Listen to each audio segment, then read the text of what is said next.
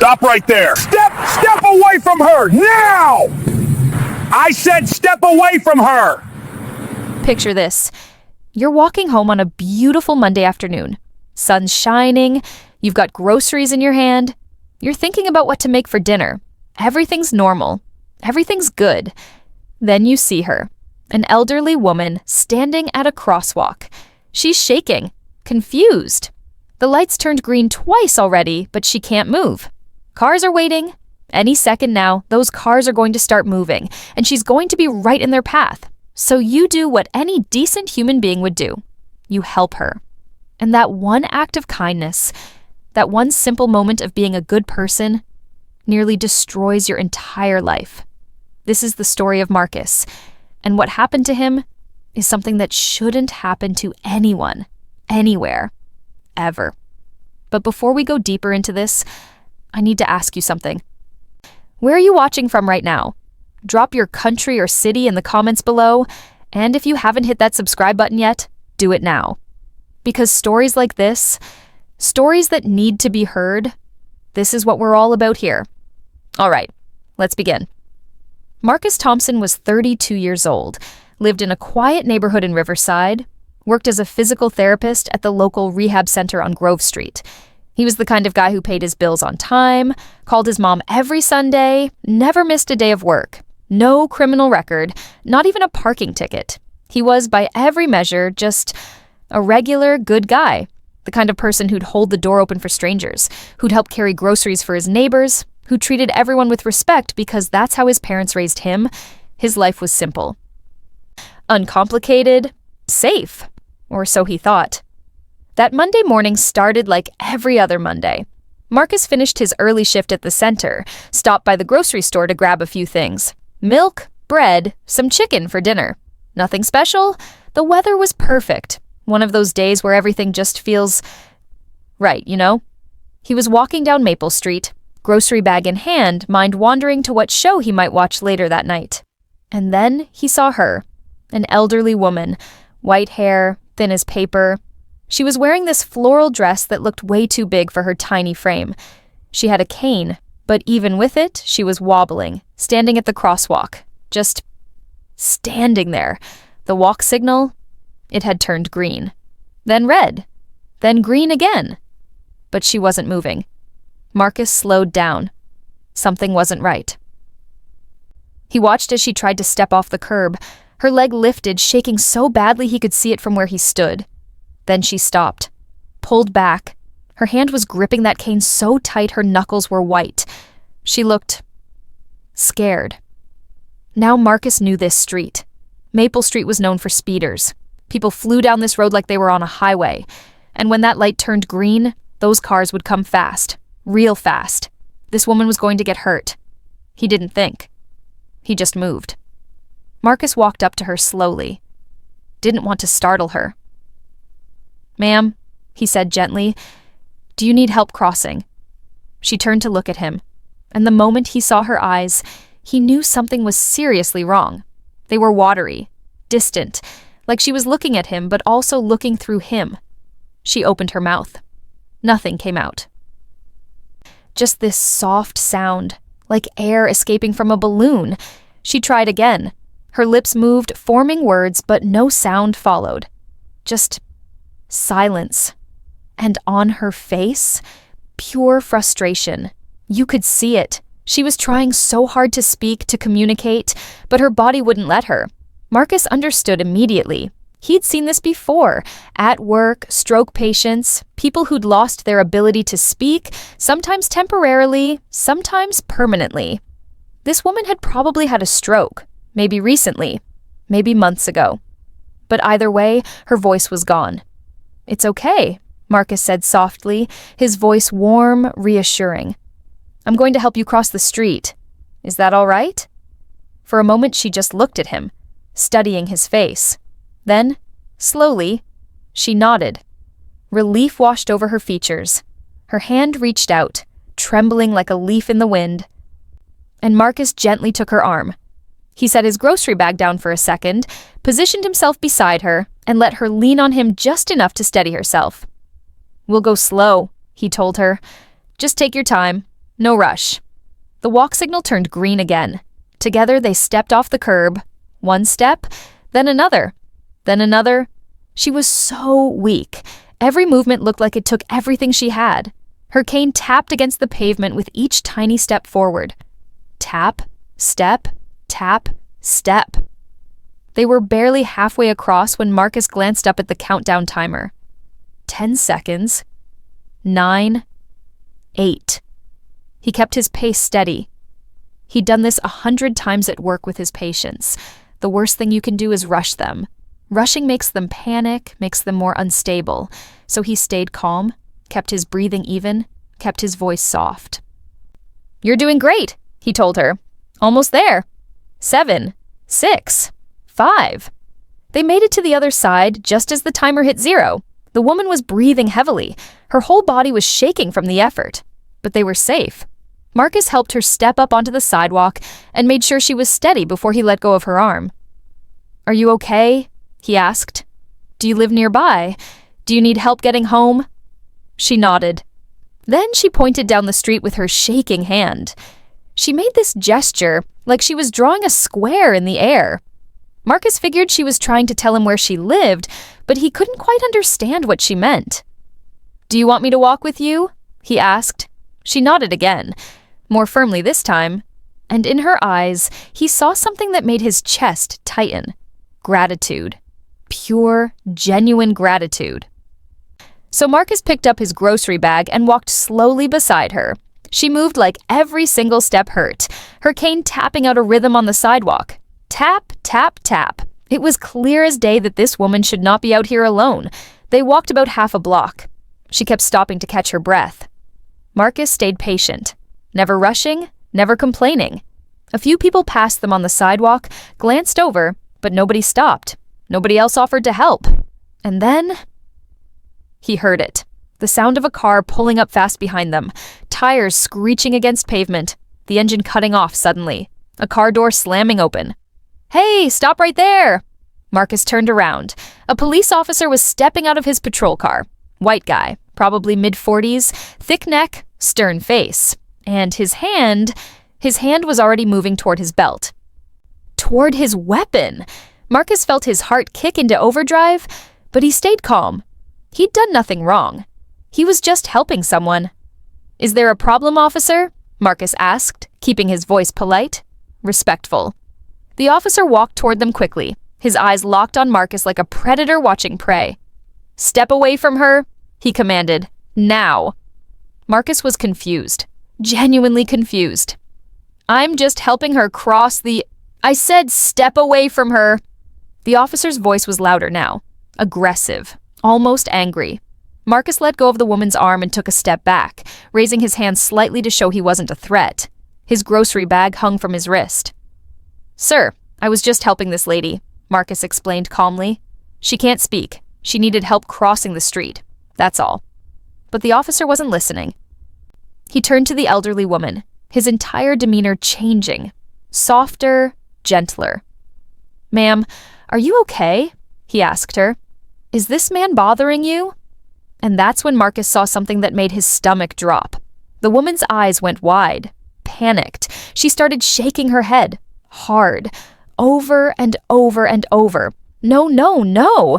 She was trying to say something, her mouth moving frantically, but nothing came out except those same soft sounds. She pointed at Marcus, then at herself, then made a walking motion with her fingers. She was trying to tell the officer that Marcus had been helping her walk, but the officer either didn't understand or didn't want to understand. "Ma'am, you don't have to be afraid," the officer said. "I'm here now. You're safe." The woman got more agitated. She grabbed the officer's arm with her frail hand and shook her head even harder. You could see it on her face. The desperation. She was clearly trying to tell him that Marcus wasn't hurting her, that he was helping, but without words, she couldn't make him understand. Or maybe he just didn't want to understand. "Sir, please," Marcus said, trying to keep the rising panic out of his voice. "Just look at her. She's telling you I was helping her. I work at the rehab center on Grove Street. I'm a physical therapist. She couldn't cross the street alone, so I helped her. That's it. The officer turned his attention back to Marcus, and his face, it hardened, like concrete setting. "I'm gonna need to see some ID." "Of course." Marcus slowly reached for his back pocket, moving carefully, deliberately, so the officer wouldn't get nervous. He pulled out his wallet and handed over his driver's license. The officer looked at it, then looked at Marcus, then back at the license. "What are you doing in this neighborhood?" "I live 2 blocks from here," Marcus said. "I was just walking home from the grocery store." "Uh-huh." The officer didn't sound convinced at all. He looked at the elderly woman again. She was still shaking her head, still trying to communicate. She pointed at Marcus and gave him a thumbs up. A clear sign, universal. Good. He's good. But the officer wasn't paying attention to her gestures anymore. His mind was already made up. "Turn around," he said.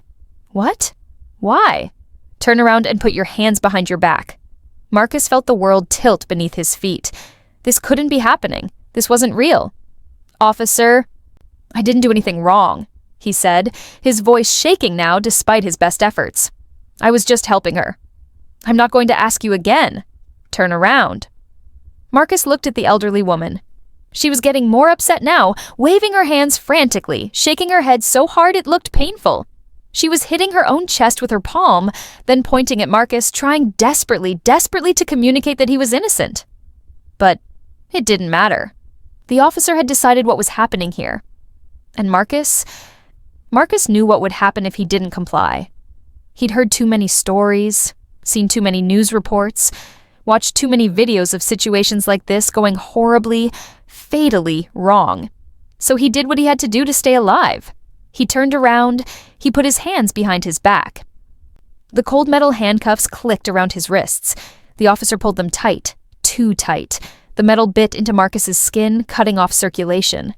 He winced, but didn't say anything, didn't make a sound. "You're being detained for suspected kidnapping and elder abuse," the officer said. Kidnapping. The word hit Marcus like a punch to the gut. "I was helping her," Marcus said, his voice barely above a whisper. "Save it." The elderly woman was in full panic mode now.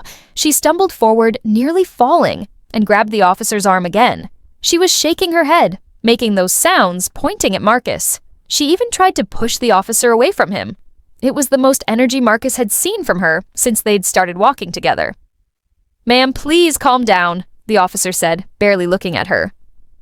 "You're safe now." But she didn't want to be safe from Marcus. She wanted to be safe from this officer who wasn't listening, who wouldn't look, who had already decided what the truth was without actually seeing it. She kept trying, kept gesturing, kept shaking her head. Anyone actually paying attention could see what she was saying, but the officer wasn't really looking. Another patrol car pulled up. A younger officer got out, a woman with blonde hair tied back in a tight bun. "What's the situation?" she asked. "Possible 207, the first officer said. That was police code for kidnapping. "Found him walking with this elderly woman. She can't speak. I think he was trying to take her somewhere." The female officer looked at the elderly woman, who immediately started her gestures again, shaking her head, pointing at Marcus. Thumbs up.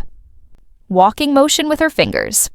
"She seems pretty insistent that he wasn't hurting her," the female officer said carefully. "She's confused," the male officer said flatly. "Probably in shock. We need to figure out who she is and where she lives."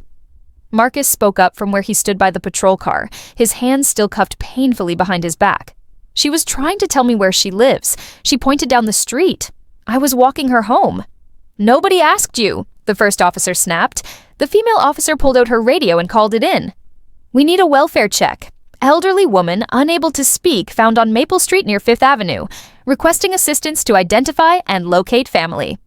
Within 10 minutes, more police arrived, and then something happened. One of the officers recognized her. "That's Helen Morrison," the officer said. "She lives just 3 houses down from here. Been in this neighborhood for 40 years. Everyone knows Helen. She had a major stroke about 6 months ago. Lost her ability to speak. Her daughter lives with her, but sometimes Helen wanders out when she's alone." Even with this information, even with neighbors coming out and confirming that Helen often needed help, even with Helen herself still frantically defending Marcus with her gestures, the first officer didn't let Marcus go. "We still need to sort this out at the station," he said. Marcus was put in the back of the patrol car. Through the window, he could see Helen crying now, real tears running down her wrinkled face. She was hitting the side of the car with her cane. Not hard, but like she was knocking. Like she was trying to get them to open the door and let him out. The female officer gently guided Helen away.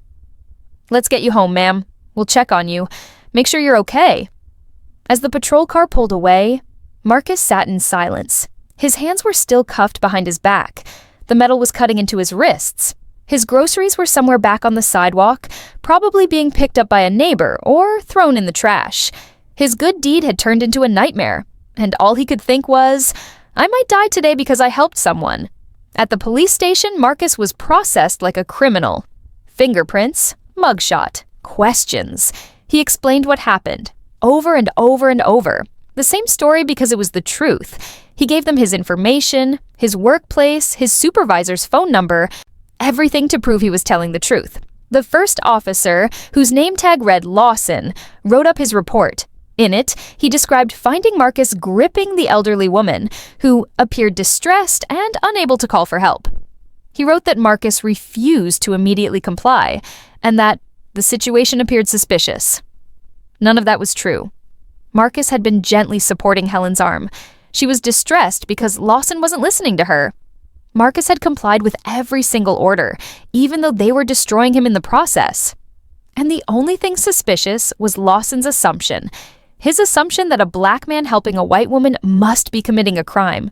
After 4 hours of sitting in a holding cell, 4 hours of his life he'd never get back, they let Marcus go. No charges filed. But the detention stayed on his record. Marcus walked out of that police station feeling something he'd never felt before. Humiliated, angry, exhausted, violated. He'd done everything right. He'd helped someone who needed help. He'd been polite and respectful even when he was being treated like a criminal. And none of it mattered, because in Officer Lawson's eyes, Marcus was guilty the moment he was seen standing next to Helen. But here's what Marcus didn't know yet. Here's what would change everything. Officer Lawson was wearing a body camera, and the entire interaction was recorded. Every gesture Helen made. Every time she shook her head no. Every thumbs up she gave Marcus. Every moment of her trying to defend him. It was all on video. The body camera footage was automatically uploaded to the police department's system. Normally, footage like this would just sit there in digital storage unless someone specifically requested it, or there was a formal complaint filed. But someone did see it. A desk sergeant, a guy named Rodriguez, who reviewed footage as part of his job, watched the whole thing.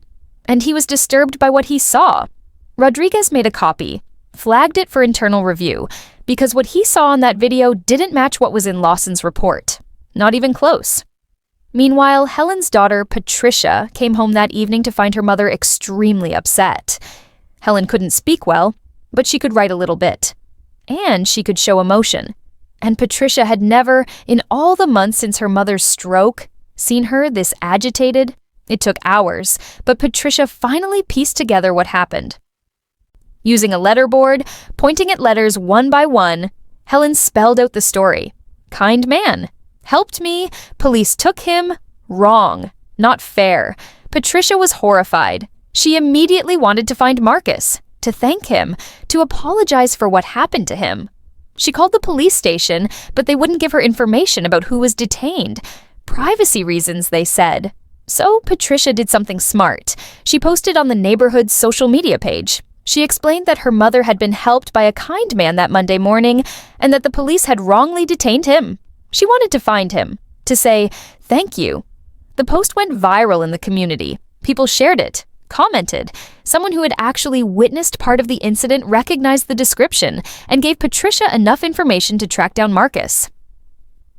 Within 2 days, Patricia showed up at the rehabilitation center where Marcus worked. When Marcus saw Helen and Patricia in the waiting room, his first instinct was to tense up. The last time he'd seen Helen, he was being put in handcuffs, being treated like a predator for helping her.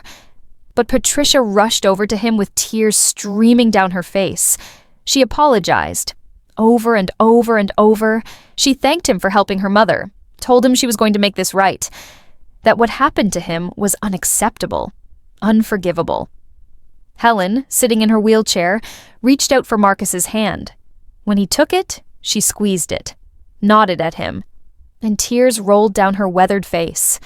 Marcus was gracious. He told them it was okay, that he was just glad Helen was safe, but Patricia could see in his eyes that it wasn't really okay. How could it be? Patricia contacted a lawyer, a good one, civil rights attorney named Rebecca Chen, who'd handled cases like this before. Chen reviewed what happened and immediately requested the body camera footage through a public records request. When she saw it, she knew they had a case. The footage was crystal clear. It showed Marcus approaching Helen respectfully. It showed him helping her across the street with patience and care. It showed their slow walk down the sidewalk. It showed Officer Lawson jumping to conclusions.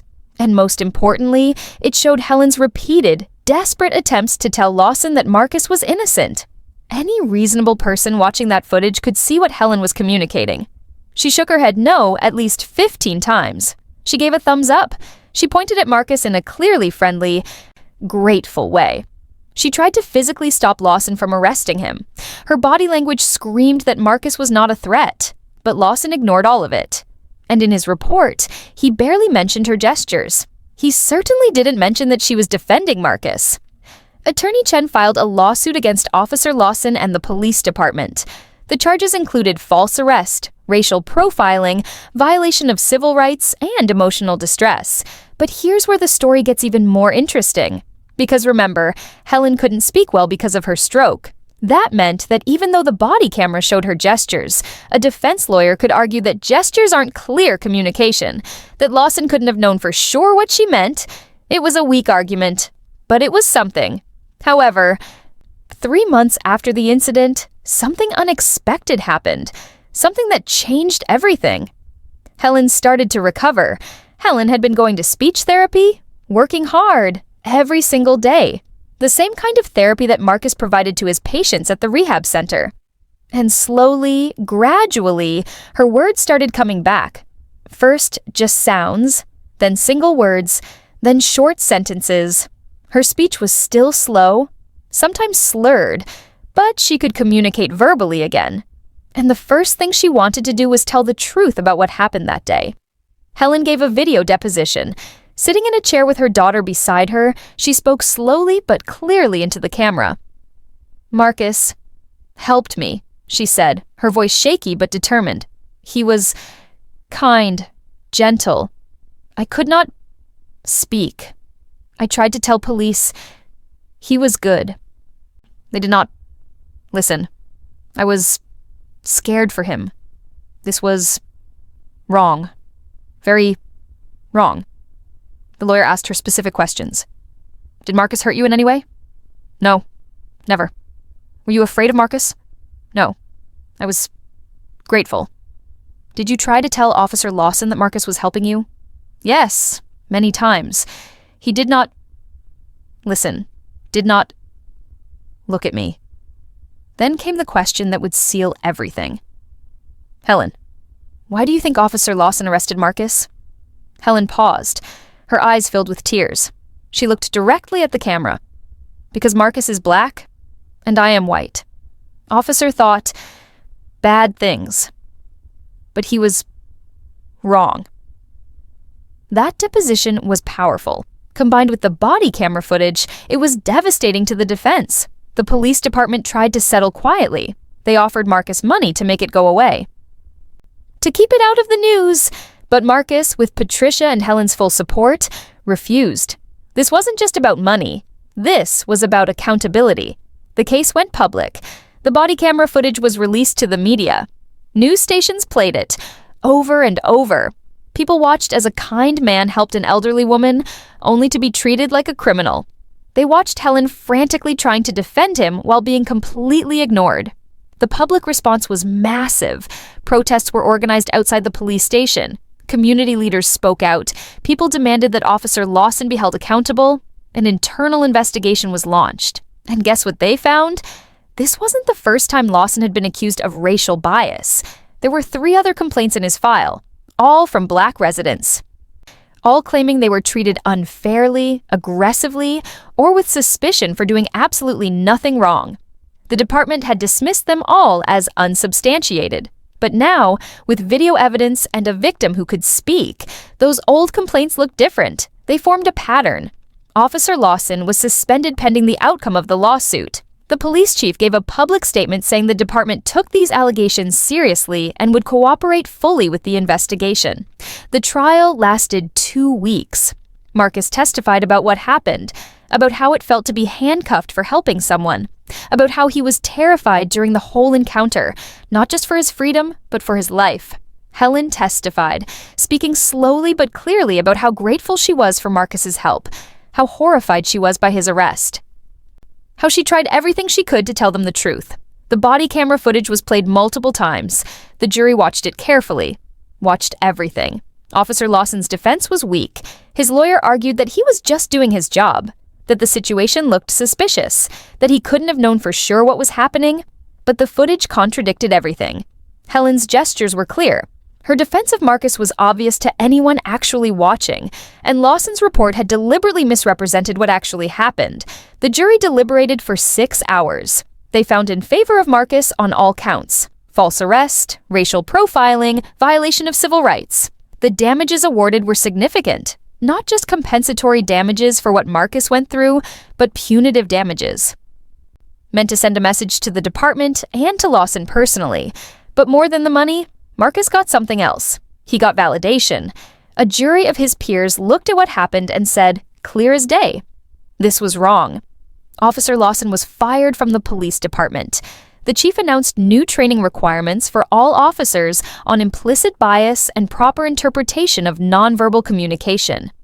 Helen's case became a teaching example in those training sessions. None of this brought back the 4 hours Marcus spent in custody. It didn't erase the humiliation of being handcuffed in public for helping someone.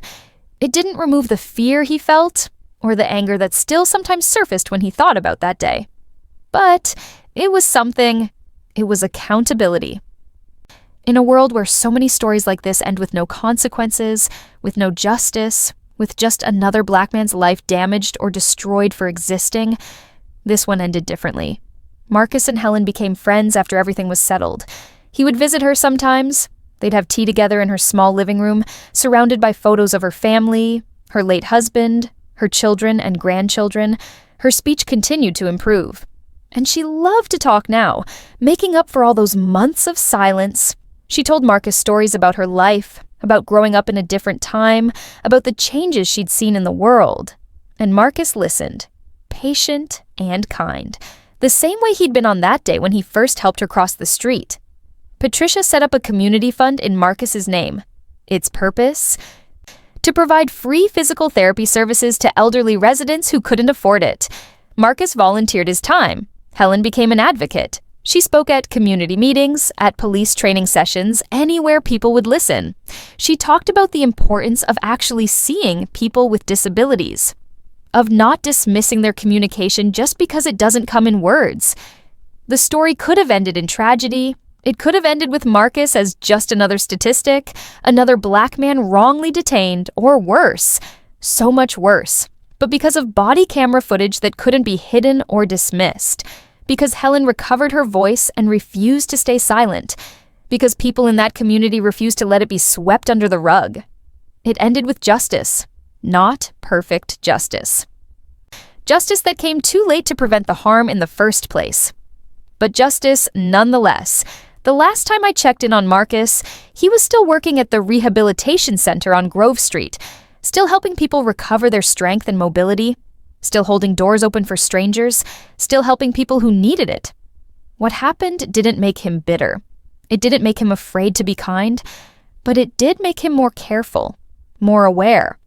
He understood, in a way he hadn't fully understood before, that even doing the right thing could be dangerous when people made assumptions based on the color of his skin. Helen still lives in her house with Patricia, checking on her daily. Her speech is at about 80% of what it used to be. Good enough to tell her story, good enough to speak the truth. And Officer Lawson? Last anyone heard, he's no longer in law enforcement. His career ended because he let his bias override his judgment, because he saw a black man and an elderly white woman and assumed the worst, because he ignored clear evidence right in front of him that contradicted his assumptions, The body camera that was supposed to protect him ended up exposing him. The woman he thought he was rescuing became the witness who sealed his fate. And the man he treated like a criminal walked away with his dignity restored. At least partially. This story, it's a reminder that racism isn't always loud and obvious. Sometimes it's quiet, subtle. It's in the assumptions people make without even thinking about it. It's in the split-second decisions about who looks dangerous and who looks innocent. It's in refusing to see evidence that contradicts what you've already decided to believe. Marcus helped an elderly woman cross the street. That simple act of kindness should have ended with a thank you and a smile. Maybe a wave as they parted ways. Instead, it ended with handcuffs and a lawsuit and 4 hours of wondering if he'd ever make it home. That's the reality for too many people who look like Marcus. But at least this time, the truth came out. This time, there was accountability. This time, justice, though delayed, though painful, was served. And maybe, just maybe, the next officer who sees someone like Marcus helping someone like Helen will think twice before jumping to conclusions. Maybe they'll actually look at what's in front of them instead of what they assume must be happening based on the color of someone's skin. We can hope. And we can keep telling these stories until things change, until every Marcus can help every Helen without fear, until kindness is just kindness, not a crime. Thanks for watching. If this story moved you, and I mean really moved you, hit that subscribe button right now. Share this video with someone who needs to hear it, with someone who needs to understand what's still happening out there. Every single day. Stories like Marcus's need to be told, they need to be heard. The more people who know, the harder it becomes to ignore. The harder it becomes to look away. So where do you stand on this? Should the consequences have been more severe? What would you have done if you were Marcus? If you were Helen? If you witnessed this happening? Drop your thoughts in the comments below. Let's talk about it. Really talk about it. Because these conversations, they matter. They change things. One story at a time. See you in the next one.